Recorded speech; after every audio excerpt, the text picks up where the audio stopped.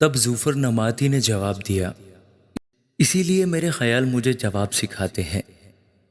اس جلد بازی کی وجہ سے جو مجھ میں ہے، میں نے وہ جھڑکی سن لی جو مجھے شرمندہ کرتی ہے، اور میری عقل کی روح مجھے جواب دیتی ہے۔ کیا تو قدیم زمانہ کی یہ بات نہیں جانتا، جب سے انسان زمین پر بسایا گیا، کہ شریروں کی فتح چند روزہ ہے اور بے دینوں کی خوشی دم بھر کی ہے؟ خواہ اس کا جاہ و جلال آسمان تک بلند ہو جائے اور اس کا سر بادلوں تک پہنچے، تو بھی وہ اپنے ہی فضلہ کی طرح ہمیشہ کے لیے فنا ہو جائے گا۔ جنہوں نے اسے دیکھا ہے کہیں گے وہ کہاں ہے؟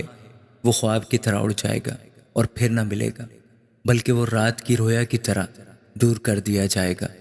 جس آنکھ نے اسے دیکھا وہ اسے پھر نہ دیکھے گی، نہ اس کا مکان اسے پھر کبھی دیکھے گا۔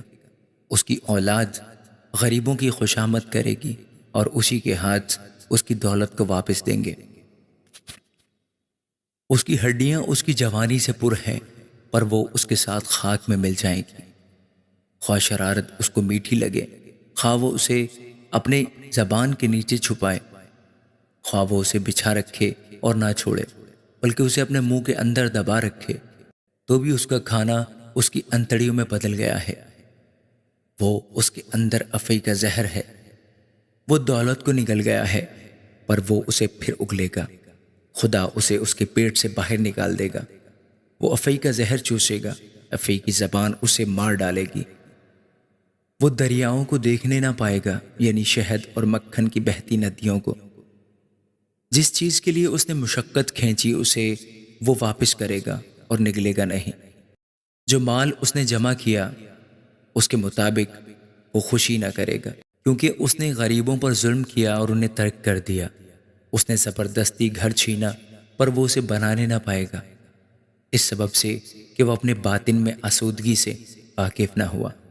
وہ اپنی دل پسند چیزوں میں سے کچھ نہیں بچائے گا، کوئی چیز ایسی باقی نہ رہی جس کو اس نے نگلا نہ ہو، اس لیے اس کی اقبال مندی قائم نہ رہے گی۔